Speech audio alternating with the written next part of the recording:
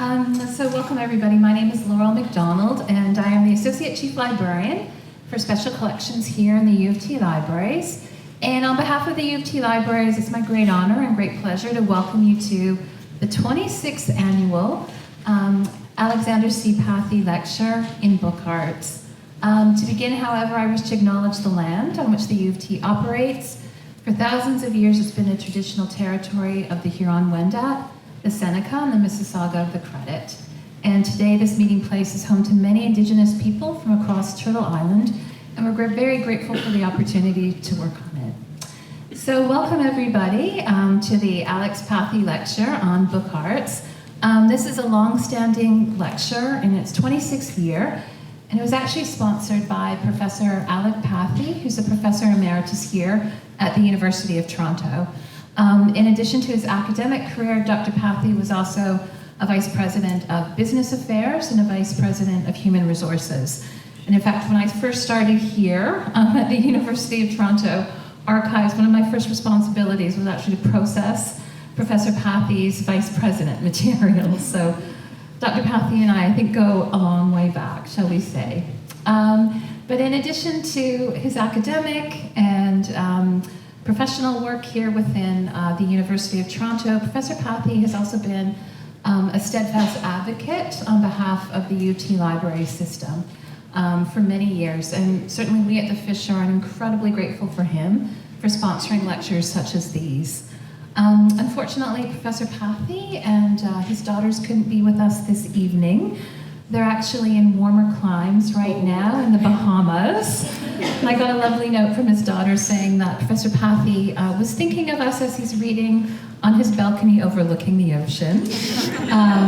But he sends all of us his best wishes, and in particular, he's incredibly delighted that Claire Battershill is speaking tonight, and he wishes Claire the best as well. So it is our great honor and great pleasure to introduce the wonderful Dr. Claire Battershill. Claire is an assistant professor who has a joint appointment in the Department of English and in the Faculty of Information. Claire has most recently published a work with Cambridge University Press on women and letterpress printing from 1920 to 2020. She's also co-edited the Edinburgh Companion of Women in Publishing as well. And when she does have spare time, she's also an author of short fiction, and in fact, her recent collection called Circus has been published by McClelland and Stewart.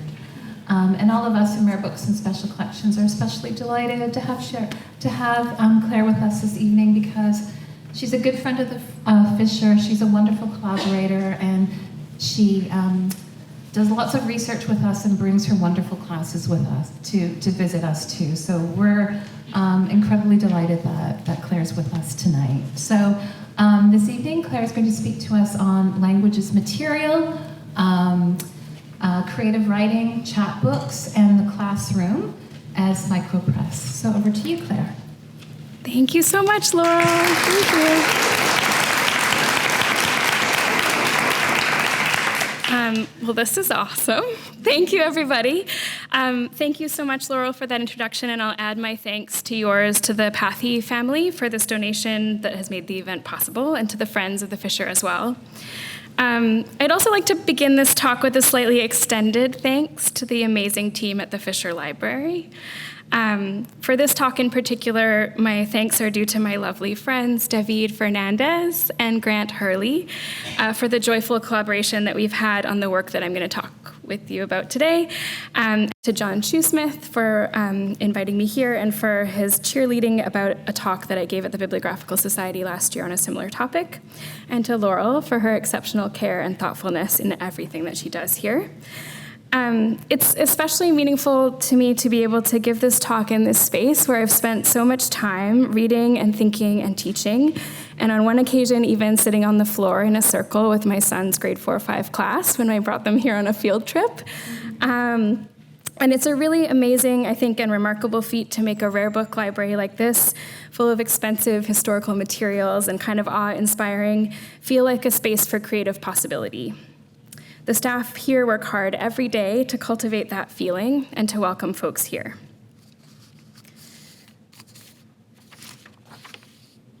So today what I want to talk to you about essentially is an experiment in teaching creative writing that I've undertaken over the past couple of years with the collaboration and partnership of the Fisher Library and also a number of folks in the book arts and library community, many of whom are here today. The premise of this experiment was basically this. I wanted to see if teaching students to make little books would also teach them something new about how to write.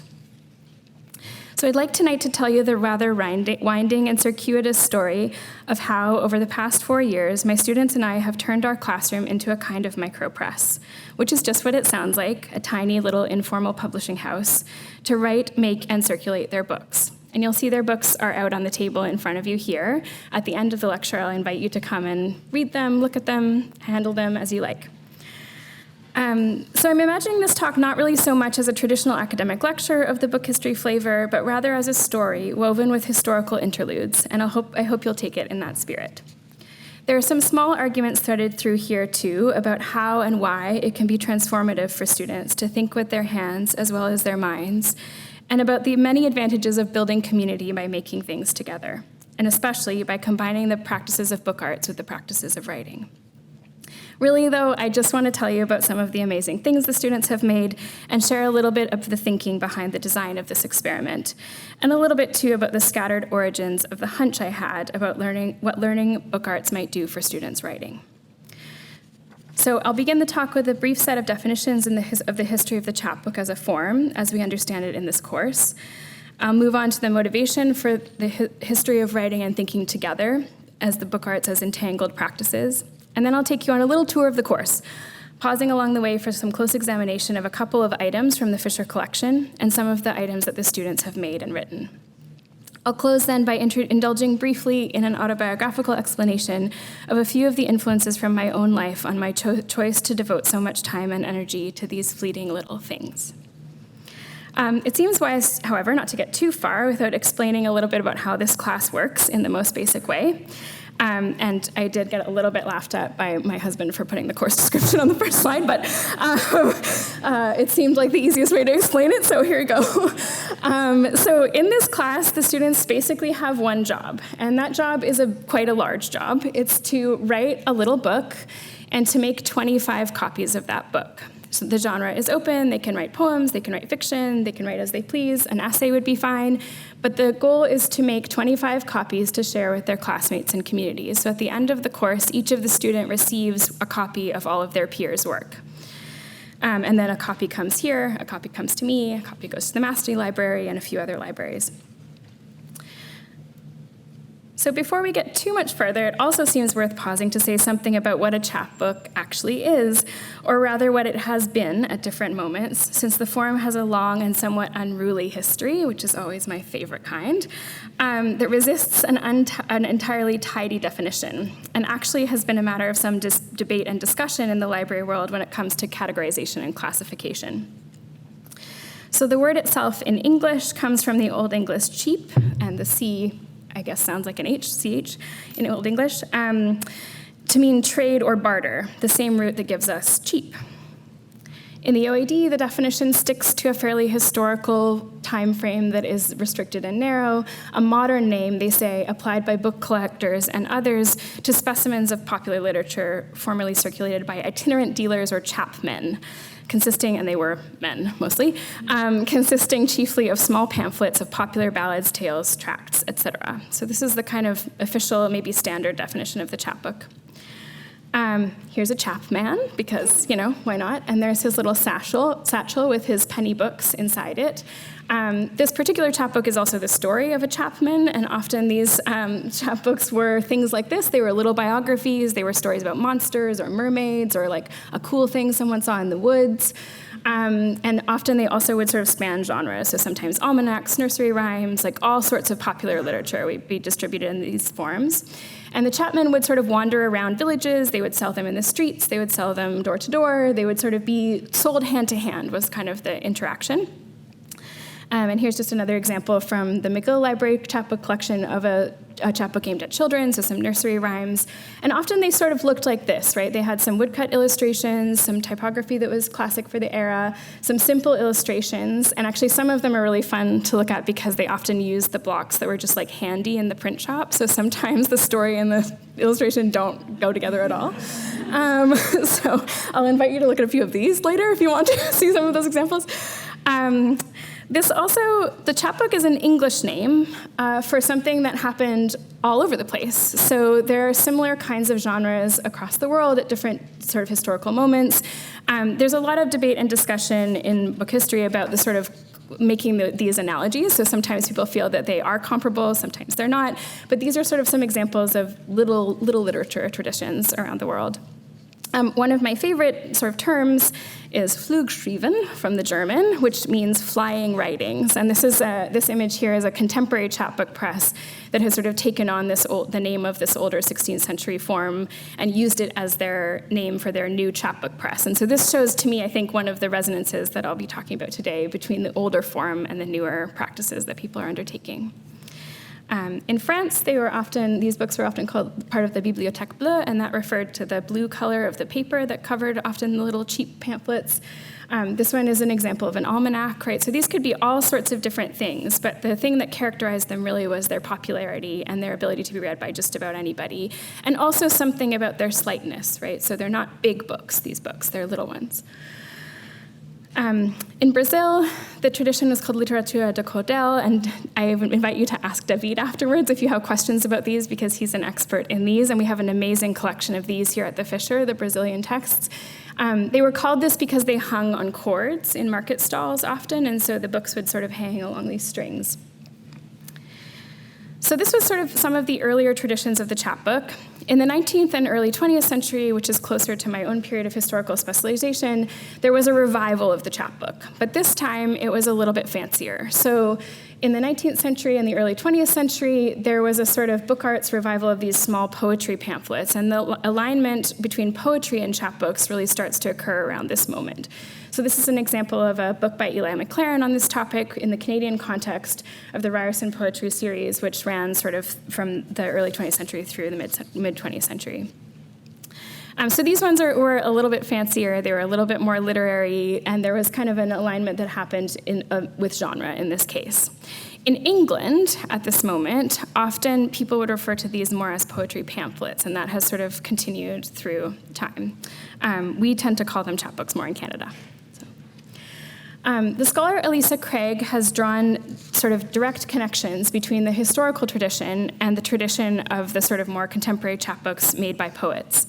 So she describes it this way, and I kind of like her definition for the way that it draws some analogies but doesn't flatten those distinctions. So she says, chapbooks are cheaply produced booklets of poetry that are distributed hand to hand rather than through institutionalized systems of publication and distribution. So that's an important distinction as well. So it's important to note that the contemporary chapbook inherits all of these circuitous and profligate histories simultaneously. It's still small, still inexpensive, still resistant to the economies of scale that govern trade publishing. It typically runs somewhere between 10 and 40 pages, which is a hard ambiguity for students sometimes to accept. That's quite a big range and stressful when you're used to word counts. It's often hand-sewn, and it's usually published in limited editions by small or micropress publishers and sometimes by the poets themselves. Frequently, and this was my first encounter with a chapbook, they're handed around at poetry readings, sold at small press or craft fairs, or gifted or exchanged between writers. Jim Johnson, a poet and chapbook publisher here in Toronto and a good friend of our class, argues in his book, Write, Fold, Print, Staple, that chapbooks are perhaps the material form that suits poetry best still. They're both little, they're both distilled, and they're both careful. The chapbook also occupies an interesting position in the literary ecosystem. Too short to be a full collection, too carefully made to be a draft exactly or a pamphlet, it tends to appear at moments of transition in a writer's career. So it's often the first publication they make, something between projects, a small slice of a bigger thing. In many cases, particularly in contemporary commercial publishing, the written text or contents of a book are often separate and separately considered from their physical form or the embodiment of the book itself. There are good reasons for this separation in contemporary publishing, and we can talk a little bit more about those in the Q&A if you like.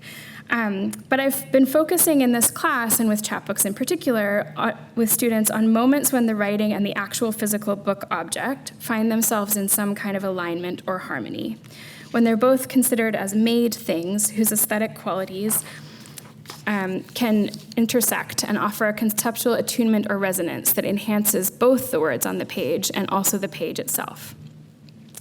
It's important to note that we can't appropriately apply this conjunction to every literary text, and that it's a specific and particular experiment to take on work with both modalities together, especially when you're making both.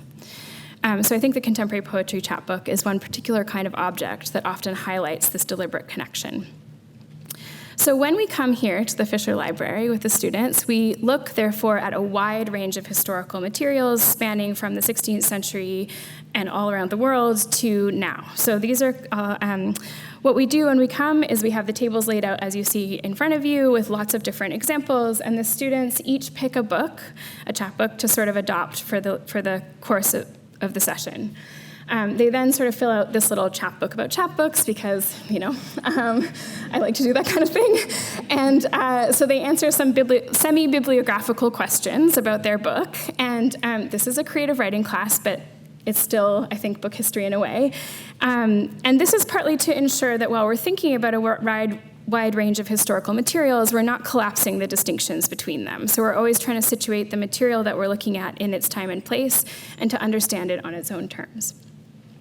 So here they are, doing their thing. So this picture here is at the Fisher Library. You can see some of the examples they're looking at. The one next door is at Massey College, just across the street, where the students will have just come from the letterpress printing area, having printed an exquisite corpse, which was the design of Kit McNeil, who's in the audience tonight. And each student wrote and typeset a line of text, and then they made a collaborative poem together. So that was the exercise, and then they're looking at some examples of miniature books in the collection. This box of miniature books at Massey is always a favorite of the students because it has just such an eclectic mixture of different things. And it also has the smallest book that any of us have ever seen, which is smaller than my fingernail. It's a tiny little Lord's Prayer. So these are just a couple of more pictures of us enjoying our time here.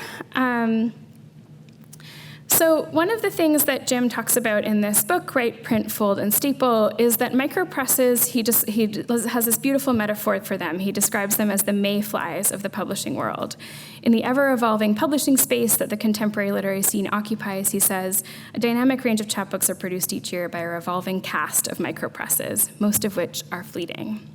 So we often find that these books don't necessarily always last in a space like this, but their presence here signals something new, I think, about collecting practices and the way that we're thinking about these institutional spaces now. So these are just a couple more examples of some of the things that we look at when we come. And I like this one too, because the students often, the first place they look in here is up. That's usually what happens. So one of the things I think that it's important to think about with chapbooks is not to over-define them too much. So the poets Jason Christie and Derek Beaulieu talk about this in relation to the small press as well. There's something beneficial about thinking about these kinds of endeavors that are eclectic and kind of strange and have their own personalities as what they call a non-entity or an amorphous totality. So we don't want to pin things down too much. And this is partly where I think those historical and bibliographical definitions can be helpful to us, but that also as writers we can take from these historical materials what we need and want. One of the first chapbooks that I came across was this book, which Jim doesn't connect directly to his mayfly metaphor, but I got kind of excited about it. It's a book by Anne Simpson that was published by Jackpine in 2004, and it's about the mayfly. And these poems are about mayflies, and their sort of few hours of gossamer life. They live these very short insect lives. And the book itself has a sort of insect-like quality. The paper is translucent. There's a sort of silver image of the mayfly on the cover that's lino-cut, and it sort of really materializes that feeling of ephemerality as well as the kind of the look of it as well. Jackpine, as it turns out, is one of the presses that the students tend to like the work of the most when we come to the Fisher. So these are just a few examples of their books, and I wanted to pause for a moment to think about them, just because I think their practice really encapsulates a lot of what I hoped would happen in this class. So they basically, at the beginning of their time making books, they would pair an artist and a writer together, and they would work together to make the sort of ideal physical form for the writer's book. So the artist would sort of materialize it, they would speak together, it was sort of a really collaborative process. Now I think they also accept individual submissions by an artist and writer who's the same person. That is also a thing. And they also accept, the way that they accept submissions is by prototype. So instead of sending only your text, you often will send sort of like a mock-up book or a single edition, and they assess them on that basis. It's also just a really interesting publishing model because they provide a grant for production, so they pay for the production of the actual book to a certain edition size, and then they sell at kind of fine press and small press fairs, including here at the Fisher. One of the books that the students really love, but that some people I heard earlier do not love, is this one here.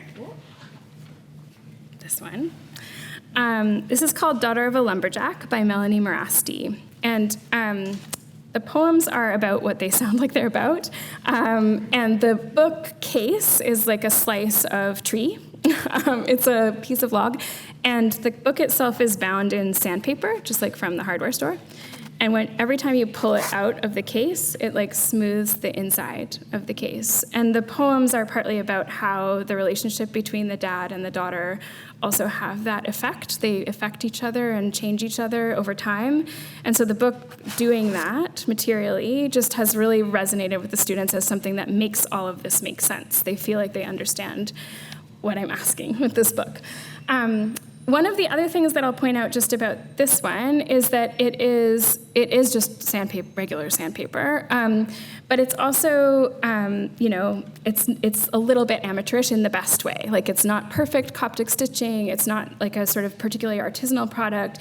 It was more important to the artist to make it something that was using the materials that were around her in her life, the trees that were actually in the forest near where she actually grew up, those kinds of things. So this was the priority for her above sort of like fine artisanship. Okay, so that's kind of a good example. We also like to look at fun folded things in here sometimes, and the accordion is a popular form among the students. They're very dramatic. We have accordions in here that you can stretch from one end of the room to the other. It's very exciting. So these are a couple of little accordion books, which are always hits. When I was writing this talk in January, I was thinking about sort of what defines this practice and how we can talk about it, and I came upon a little short piece in the Times Literary Supplement that seemed to sum something up quite nicely. And it said, "We like a pamphlet and have sometimes wondered if this isn't the form of publication that suits poetry best. There can be something venturesome about such livrettes or something modest." And I kind of loved that conjunction of something being venturesome and also modest at the same time. That, for me, was like a really thoughtful way of summing up the kind of bravery that's possible in these forms and the experiment that's possible in these forms, but also the sort of value of the smallness in them. And this is just an beautiful example from Gaspereau Press of a chapbook here. A more traditional pamphlet style, which, of course, I also have to emphasize to the students when they see logs and stuff that it's okay to make a pamphlet. That's also good. So we look at all sorts of different eclectic examples of these, and now that I think you have a sense of what I think I mean by chapbook, I think I might like to talk a little bit now about why I end up with a giant suitcase full of book art supplies rambling around the university, so that my colleagues often ask me where I'm going on vacation or if I'm moving house. No, just to class.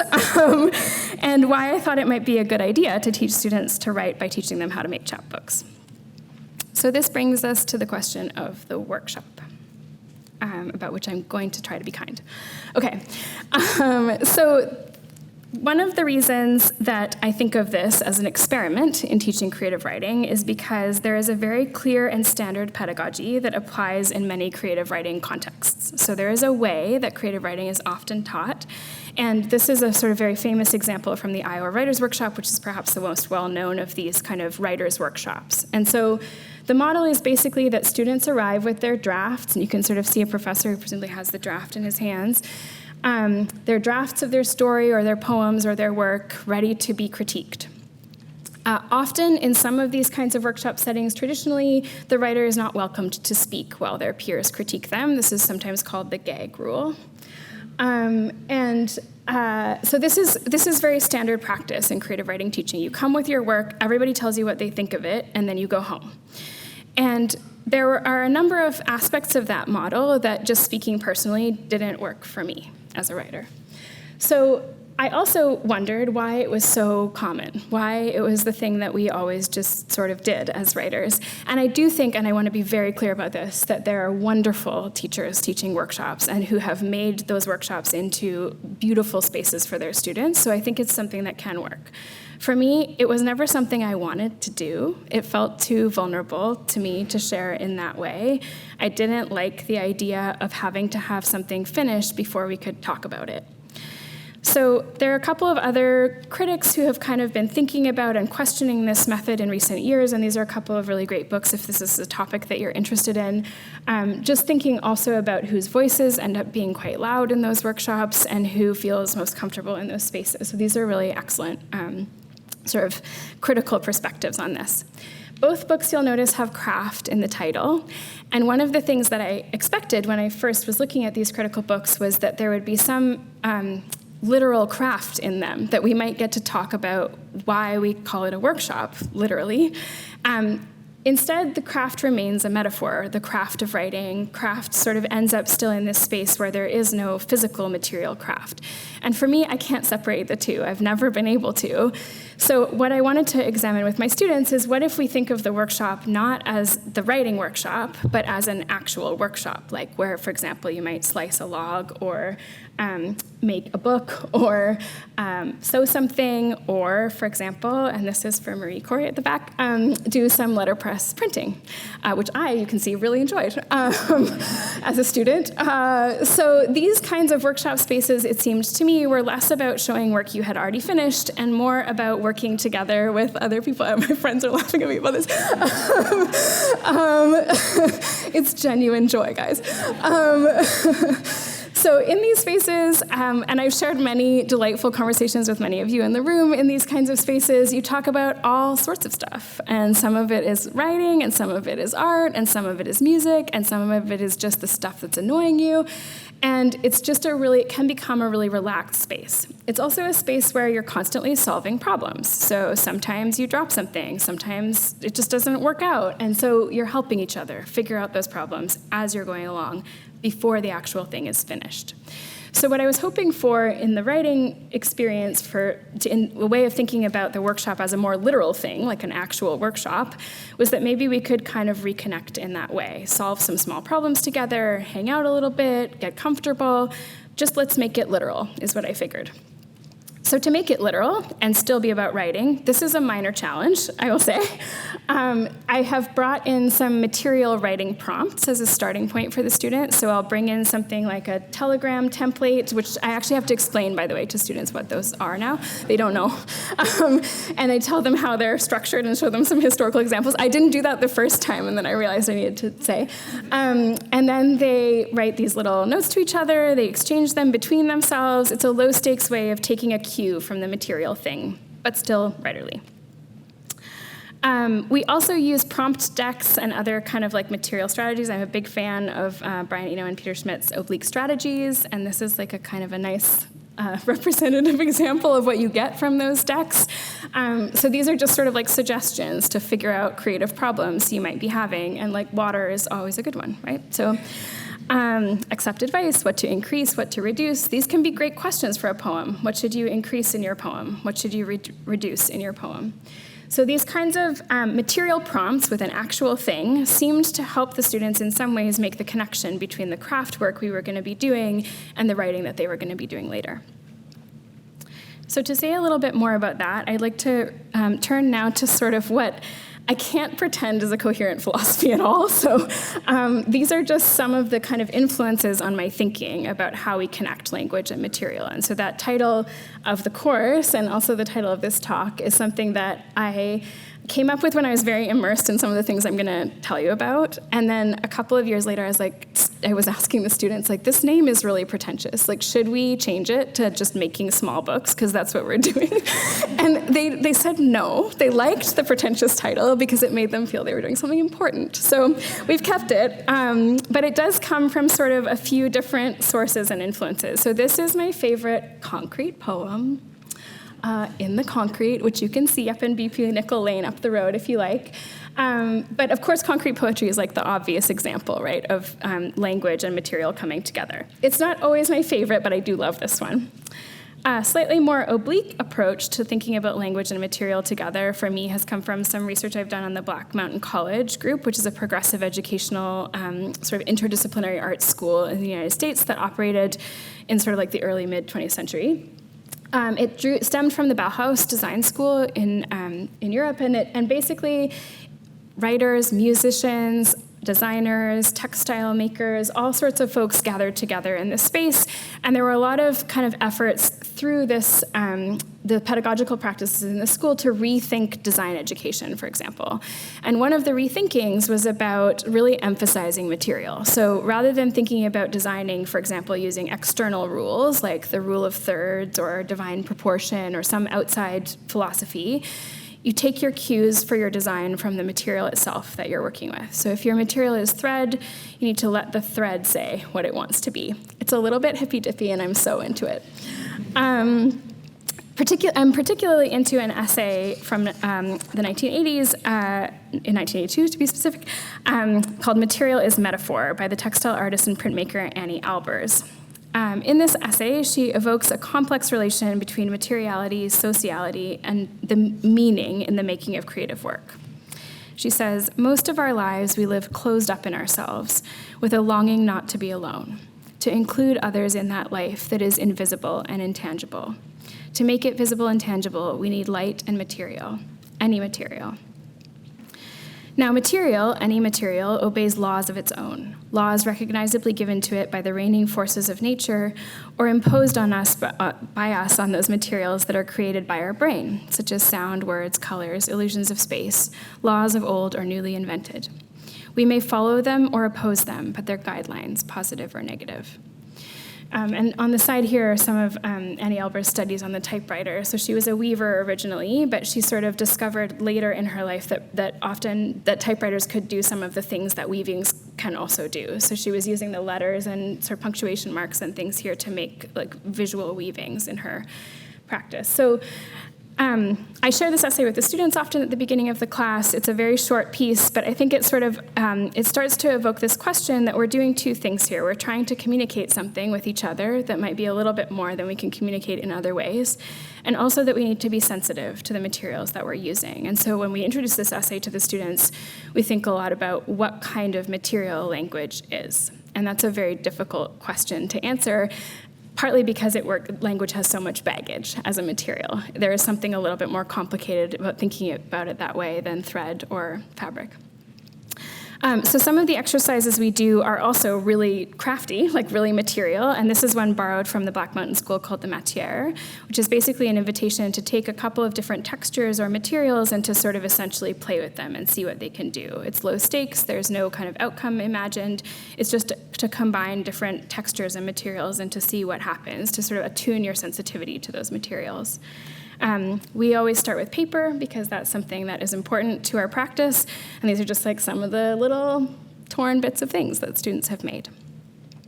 We then make a move to try and think about how we talk about texture and materiality in language. So we take some of these kind of texture words or languages, and then we'll do things like one person will write an object on the back, the other will sort of describe the texture in really patient detail.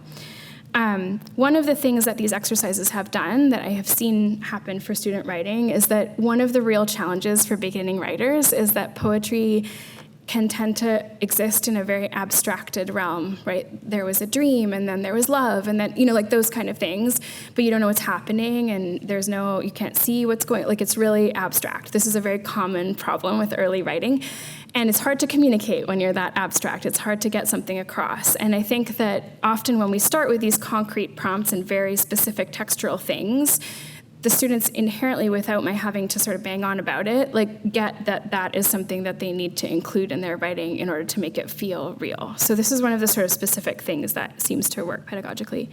We've also sort of played around with the idea of taking visual modes and trying to make them linguistic. So this is an exercise we've done with sort of making a gradient of newspapers, darkest to lightest. And you'd be amazed at how much people argue about like tiny shades of gray and how different they are. It's a great exercise in just seeing social relations. But then we also will do something with a gradient in language. So we'll take a bunch of words, like a bunch of nouns, and then try and think of like what kind of spectrum could we put those onto. It's not going to be light to dark. It might be something different, right? So those are the kinds of exercises that we sometimes will start with a craft thing and then move into a linguistic realm. So this is how I describe it. This is like, Killian's in my head now. This is how I describe the course, in the course description. I'm asking the students to think about the whole of their works, right? Designing the books intentionally to reflect the materials they're writing about and honing their literary aesthetics as they learn how to make books. An important point I want to emphasize about this element of the course is that no experience in book arts or crafts is required. So it's very important that this is not something that requires people to like have a whole bunch of skill coming into the room. It can be daunting at first, but we work through it. And that kind of beginner's mind is also something that I think really helps to sort of loosen people up and help them feel like they're in community with each other, whatever baggage they may come into the room with about writing itself. So we're all going to be new to the bookbinding thing, so let's give it a try.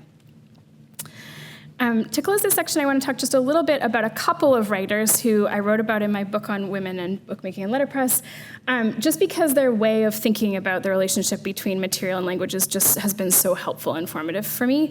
The first one is Claire Van Vliet, who has a beautiful small essay called Thoughts on Bookmaking, and she really has a lovely way of thinking about a book, which is the idea that we open it and are open to what's inside, that there's something about a book as a form that creates an openness in us. And I think that's something that you can also play with when you're thinking materially about the book. She also emphasizes something that I love, and you'll see on your chairs there's a little handout with a kind of scribbly diagram that sort of, I'll talk about a little bit more in a moment, but that describes for me the process of making a chapbook, which is confusing and often nonlinear. And so Claire Van Vliet also describes this. She says, she talks about how the sequence of ideas is often quite muddled, but there's a sense that the action can begin, words, image, scale, and materials click, fall into place, and a book emerges. And it does sometimes feel like that. Like it's that we're in currently with the students that I'm teaching this course with, we're in week 6, and this is like the hard, messy middle where no one knows if it's going to work. And then suddenly, in a couple of weeks, I guarantee they will be fine. One of the people who is like super direct about this argument that I guess I'm also trying to make about that bookmaking improves writing is Anais Nin. And she produced her own books, making with letterpress printing. And so she says it, like the writing is often improved by the fact that I live so many hours with a page that I'm able to scrutinize it. The discipline of typesetting and printing is good for the writer. She offers not a lot of evidence for this, but I'm going to just take it at her word. But then she describes something that I also think is really, really important for students now, just in terms of how they feel and in terms of their kind of the affirmation of their experience. So one of the things she describes is the difference. She says, I want to work. The relationship between Turkish handicraft is a beautiful one. And I'll let you read the whole thing. She sort of takes on some of the material embodiment of the practice. But she's also talking about concrete problems that you can solve. These are small things that you can fix. If you misset a line of type, you can fix the typo. It is possible to change these things. It is a very tangible affirming practice to make something and to see it in your hands. And this is a kind of confidence-building type of affirming experience that I really feel like university students need and want now. It's something that makes them feel good to be able to solve small problems. It's also something that is very challenging for just students now. So these are the kinds of little challenges that we work through that I think are really worthwhile. Okay, so how do we do this? These are the techniques that we learn in the class. So the way that the course is structured, we start with some book arts. So the assumption is we don't know much about this yet, so we have little samplers. We do paper making, paper marbling and decoration, letterpress printing, bookbinding, lino cut, paste papers, and then we also use digital tools. So this was something I thought about whether to do or not to do. As those of you who are book arts enthusiasts will know, sometimes digital tools are frowned upon, but I'm cool with it. Especially in combination with handmaking.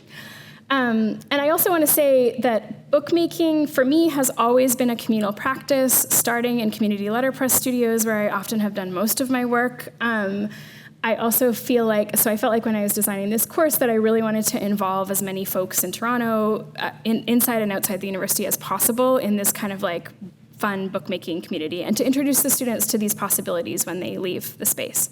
So these are sort of some of our guests and friends, many of whom, again, are here in the room, who have contributed in various ways to the class. So sometimes we have guest artists come in and show us their stuff and talk about their practice in an open way. Sometimes we've had folks come in and actually make some work with us. I also teach these things through chapbooks, so I make a chapbook every week for our little book arts topic, and I want to shout out Sarah Fackrell, who has helped me to design these from her previous life as a graphic designer. And so, yeah, we have a lot of fun doing paper making. This is Emily Cook from Paper House Studio, who has brought her show on the road and brought it to our classroom. We use the decal box to make these sort of beautiful handmade papers. We also talk in that class a lot about process and sort of thinking about the process of paper making as an analogy for the process of writing. You have all this like mushy stuff, and then you make it into this smooth, really satisfying thing. We've also done jankier paper making, which is using a blender in my office and the recycled stuff from the copy room in Bissell. So that's our attempt. It's drying on my window in my office. Sometimes it can be fancy, sometimes not so much. This worked though. We also do paper marbling, which is tends to be one of the students' favorites, and you'll see a lot of examples of that up here. This is sort of a practice where you have a bath of carrageenan and then you drop sort of inks on top of it and swirl them around, and they make these kind of patterns. And so for this, we also do like a really hippy-dippy, hokey exercise where they make poems out of the patterns in their marbling, so they sort of make metaphors out of what they've accidentally created in the water, or in the carrageenan. We always have to do accordion books because everyone wants to. And sometimes we do pop-ups at the same time as these. And this year we did a sort of little narrative prompt to think about, like, we did a winding accordion and tried to write the narrative to follow the path of the folds so that it was sort of the book was coming first and then we were writing into the shape of it. We do also do one writing workshop. But by this point, it's week 7 usually, and they know each other really well, and they've done a bunch of silly, fun things, like make paper with a blender, and they're very ready to talk to each other about their books. They bring in their prototypes, so you can see sort of like one of the example prototype books on the desk. They show each other what they've got, they problem solve, they think about the text and the work together, and then they do this in small groups. And then at the end of the class, this is like the most exciting day, they bring in their edition of 25 copies, so they get to see their sort of stack of texts, and as with any limited edition project, they get to sign and number them, and then deliver their copies to their peers, and they each get a set of their books. And this part is really fun, like seeing the multiples, I think, is really something that the students find very satisfying because it is a little bit different than other crafts they may have done. And I do get a lot of students who love crafts and who are very good at them in other domains, but the book's multiplicity is something that just like feels really good. So just a couple more examples of some happy stacks of books. And then sometimes, if we have time, not always, we make an archival box for the books so that they also have a little exposure to how these things would be stored in this space when they come to live here. And then we always take a little class photo of all the books together. And we also close out the class with a reading at Flying Books bookstore, partly because the chapbook belongs at a poetry reading. This is my feeling. And so the students read from their work, and they have a little display of books up behind them on the shelf in the store. And the folks at Flying Books have been amazing to collaborate with on this project. They are, I think, as excited about this as the students are every year. And they also told my students that they're better than some of the poets who come in, which made them so happy. So these are the books on display at the bookstore. And here is the suitcase that carries all the supplies from classrooms to classroom. So I'd like to close now by just showing you a couple of specific examples of students who I think really have done work that has sort of encapsulated some of the things that I've been trying to talk with them about. So this one is the orange book, and it's on the table there.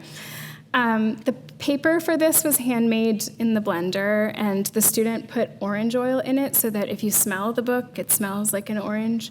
And then they painted the cover as well. It folds open like this, and the pages are circular. And so these are the kind of pages of the poem. The poem itself is partly about the feeling of being in between. So there's a lot of meditation on thinking about red and yellow, being between languages, so there are translations of the word, thinking about relationships and what it means to be in between. The sort of fact and experience of a non-binary identity is also part of this book. And TikTok obviously features in here too. Yes, so the orange book. And then when the student brought this book to the class, they presented it in a bag of oranges. Yeah. And actually, at first, when they were carrying it in, someone thought they had brought oranges to the class. So this was really like something that was just beyond what I could have imagined students would do with this invitation, I think. And so shout out to Leonard, who wanted to be referred to by their first name. Another book that I want to highlight is this one. It's close to me, so I'll pick it up. This is Victoria Lee's book, and she writes her diaries in 2 languages. So she writes her diaries. Oh, you're there. Hi. Hi. Do you want to talk about it? Do you want to say something about it? Or do you want me to talk about it? Okay, I'll talk about it. So she writes her diaries in 2 languages. And thinking in 2 languages is like a very specific type of experience, right? So she took the text of her diaries and cut it into strips, and then she wove the 2 languages together. So there's the sort of horizontal strips and the vertical strips that then the languages weave together. You can also remove the strips and read what's underneath, but they kind of blend in this really beautiful way. But the act of weaving was also a way of thinking about those acts of translation and what they feel like and mean when you're writing sort of your own text yourself. So this was another just like really gorgeous example of that kind of language as material really embraced by the students. And you can see also, I hope and think, the influence in some ways of the Albers weaving practice and like just really thinking through these ideas, but in a very personal way. So thank you, Victoria, for coming. And here's another nice shot of this one, the inside. And they're all woven in different patterns also. So this is a variable edition which has different insides. Okay.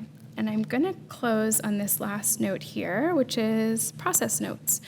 So one of the things that I wanted to do when I was rethinking the creative writing workshop was to put a little bit more emphasis on how we make things. How do we start? How do we get through the messy middle of things? How do we work together along the way? This struck me as I was sort of, as I had done one iteration of the course, as kind of a paradox, because actually they make a final thing at the end that has started to become very elevated for the students now. They've also seen each other's work over the years. There's like a kind of heightened nature now to this final product. So I was a little worried about losing the process element of things. I still think that at the early low-stakes prompts things, it helps to still feel that way. But one of the things I've been thinking with my friend Sharita Warrener and also with Maggie, who's here, about sort of different kinds of structures for the creative process that we can talk about. So what are the verbs that we might need to think about when we're describing a creative process? How can we put a language to what we're doing? And so this is partly why I had done some linear sequences like the one you see written on the whiteboard. I tried out some different things, and then we sort of end up at this mess, which is sort of how I feel about it. But I also invite the students to share with me some of their process documentation. So this is an example which is a hilarious like opposite to the chapbook, which is this like broken down sketchbook with a million notes in it. And this student really, like, she put everything in there.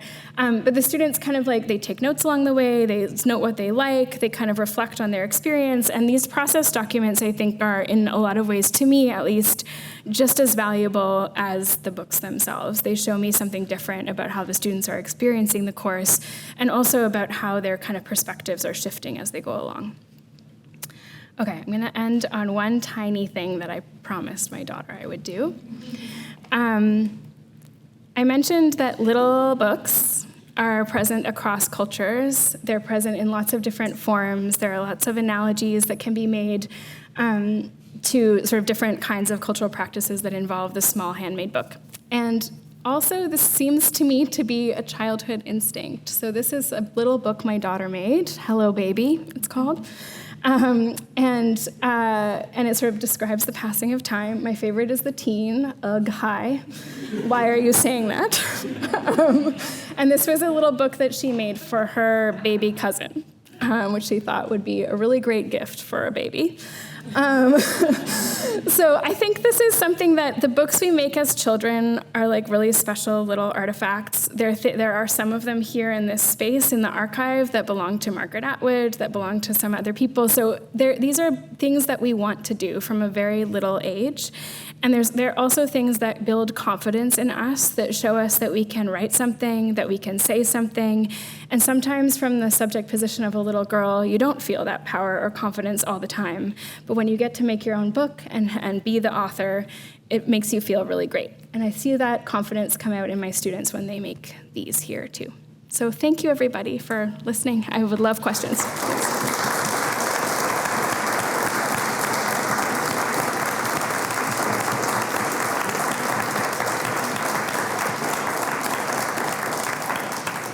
Thank you so much, Claire. Can I take your class? I probably end up heckling David and Grant, but anyway. I do that. Okay, it's okay. You can. Heckling is welcome. So do we have any questions from the audience? Start here. I want to know the text in that very small book the size of a fingernail. Oh, it's the Lord's Prayer. Yeah. It comes in a little magnifying glass case. So it's like, the case is also really tiny. Yeah, anyway. The use of AI affect the creative writing process? It's such a hard question. Yes, it will. This class feels interesting from this perspective because it, to me, would be like a weird and actually kind of funny, interesting thing to do to hand make a book that had been generated by AI. This takes a lot of time and energy and patience. So it's sort of the opposite of those like automatically generated things. Like it has a kind of oppositional quality so I think, I haven't seen it yet in this context, I'll say. I've seen it in other contexts academically. There are big discussions. I'm looking at Melissa in the English department right now about all of these things. So yeah, I mean, it's definitely going to have an impact, especially because it's just so much easier than sort of doing this kind of like hard, woolly thinking through writing. Like it's difficult, that stuff. I think this is about something different, though, or I try to feel like it's about something different. I think the temptation to use generative AI for students who are writers often comes from a desire to perform a particular thing and to get a grade and to sort of have an instrumental experience. And I think it's really hard to do this that way, and partly kind of, I think, by design. So I would say if you're nervous about a workshop, that might be more of the reason to use it than this. But Orly? Oh, sorry. But no, go ahead, Bard. I'm managing my own questions, but I'm not supposed to. Go ahead, Bard. Sorry. How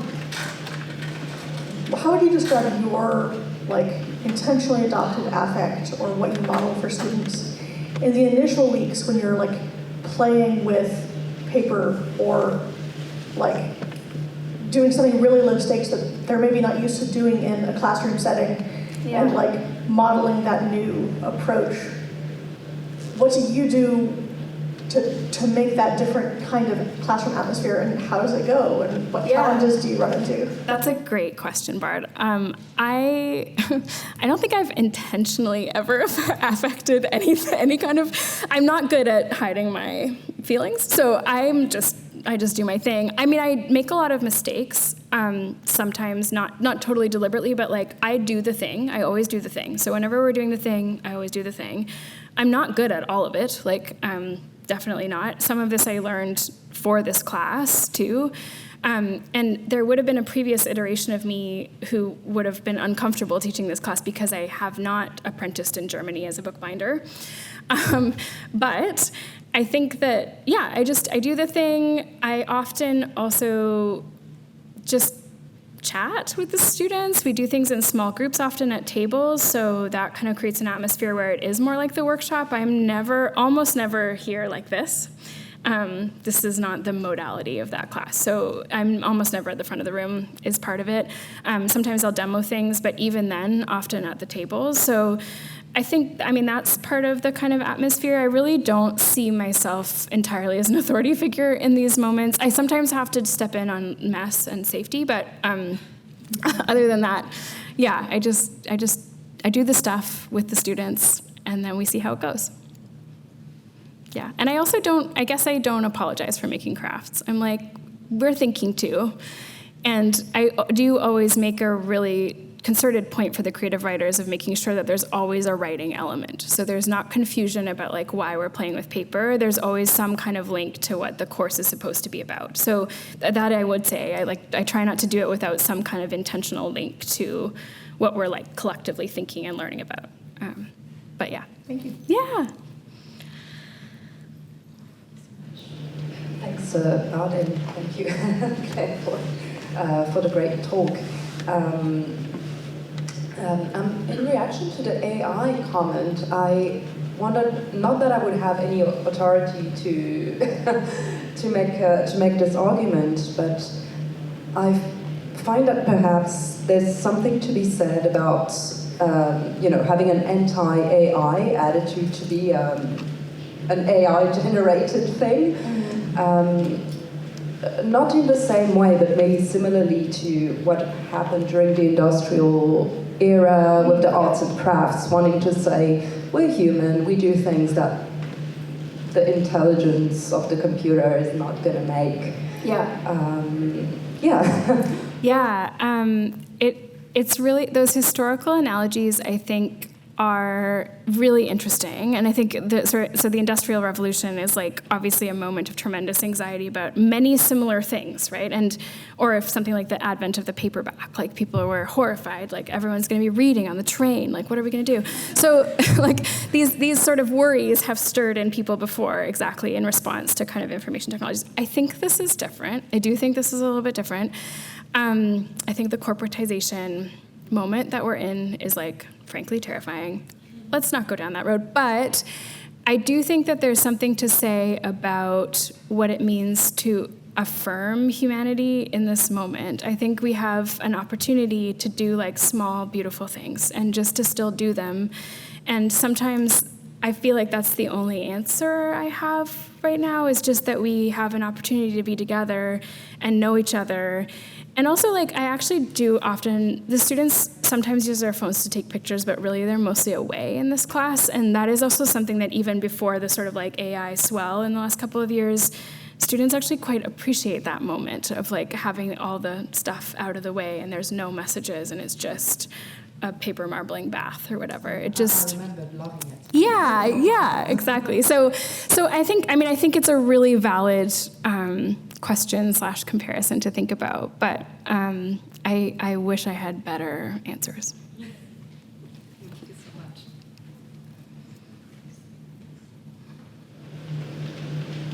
Hi, thank you so much. Hi, Indra. Hi. I want to take this class so badly. Can you please teach it to adults? Yes, sure. I had a question about the art, because in some of those examples you showed, the art was just sensational. There was one with like a winged man. And I'm just wondering, are your students artists? How does that happen? Do you bring in artists? So it's a really good question. Some students just are really amazing illustrators. So I'll show an example quickly.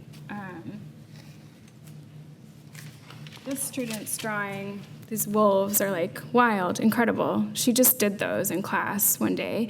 So a lot of them, I think, liked to draw as children. So this is also something I hear a lot, actually, that they haven't taken an art class since high school. Sometimes they doodle in their notebooks. They're not confident as artists, but they have a lot of skill, actually, a lot of the time. And also when there's something that matters to them that they want to make, or like a vision that they have that they actually want to execute, sometimes that just works really well. Not every student is going to come in with this kind of technical drawing proficiency, but some of them do have that, and they come in with that already. We do have guest artists teach some things, so that is, and especially for what I want to ensure in this class is that everyone has the opportunity to make a book they're going to be proud of. A lot of the techniques in book arts that we use, like paper marbling, for example, pretty much anyone can make a pretty beautiful piece of marbled paper. It's like doable even if you don't have those technical drawing skills. So I think, I think a lot of them really do just come in very talented, to be honest. And I think for a lot of them, it's also an opportunity to use that talent that they're in fourth year, by the way, I didn't say that, but they're fourth year undergrad. So often they have gone through their degrees doing English or doing something else or doing psychology or many different things. And so the artistic creative side of their life has not often flourished in this environment. So sometimes they're just really excited to get to do art again. And one of them was like, "You're like our high school art teacher, aunt witchy friend." And I was like, okay, I don't know what that means. But I think there's something about this class that does remind them of high school art. I'll say that. I think we have time for maybe a couple more questions.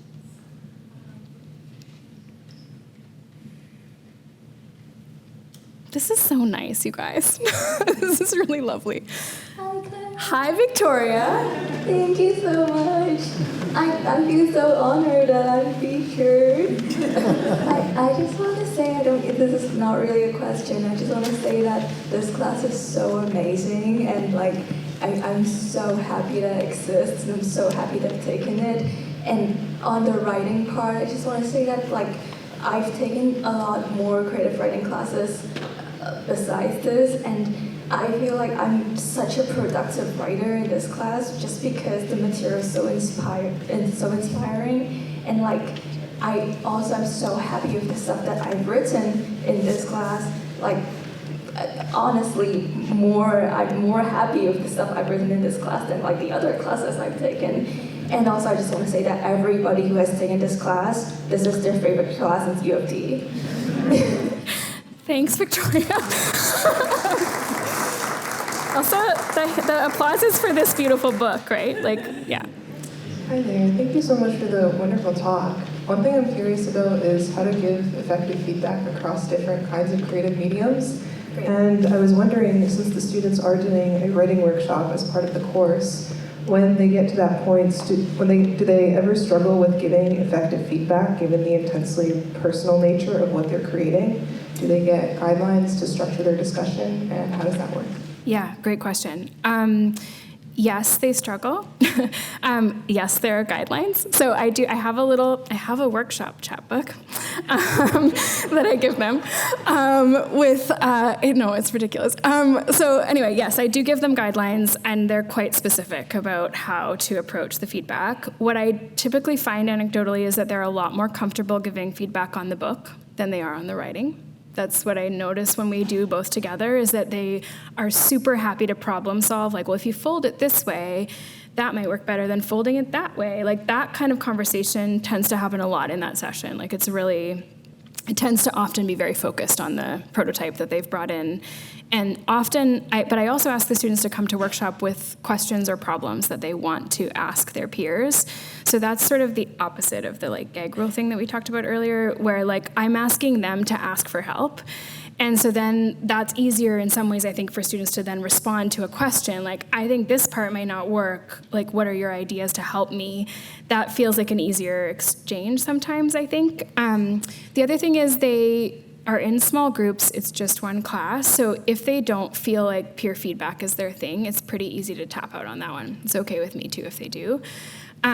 Feedback, though, in this class, I take very seriously, and one of the reasons for this sort of classroom as micropress model is that I edit these nobody's business. Like, I really do edit them as though I'm their editor at a press, and I take that role on. Like, so part of our kind of imaginary publishing house is that, like, I'm the editor, and I'm really going to read everything, and I give them line edit. Victoria will tell you, I give them line edits on absolutely everything that they're producing. So the editorial feedback is mostly coming from me.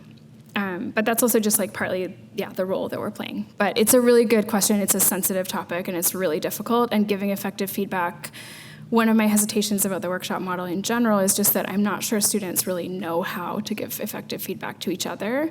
Often they're very kind to each other, like here, I would say. It's not the cutthroat kind of vibe. I've never seen that really, but people often just are like, that's really good. And then where do you go with that? It's hard, right? So. So I think we have time for one more question. Oh, okay.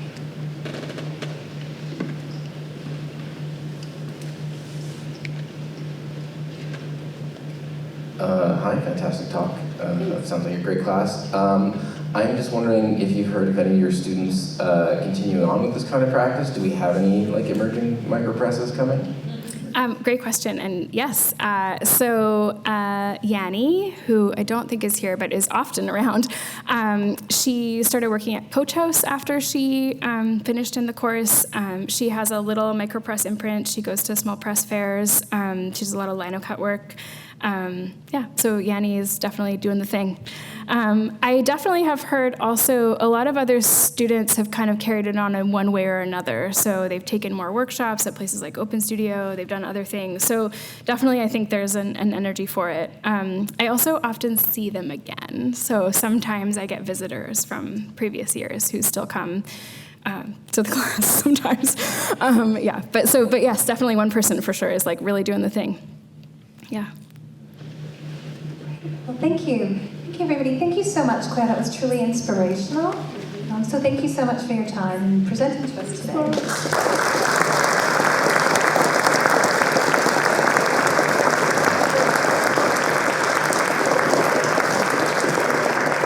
just say really quickly, you're welcome to look at these, read them, look at them, play with them, whatever you like. If you wouldn't mind keeping the food at the back of the room, though, and not at the front of the room, that would be super. Thank you. And so, of course, we wanted to thank Professor Pathy for sponsoring these lectures. So we owe a big debt of gratitude to the Pathy family for sponsoring this. And of course, we're incredibly grateful for all of you for coming out on this sunny, albeit cold day. But I think we were all incredibly inspired by you, Claire. So thank you so much. And please feel free to avail yourself of drink and of food. The library closes at 8 o'clock. We're out by 7:45. By 7:45. Thank you, everybody, for coming out. Thanks.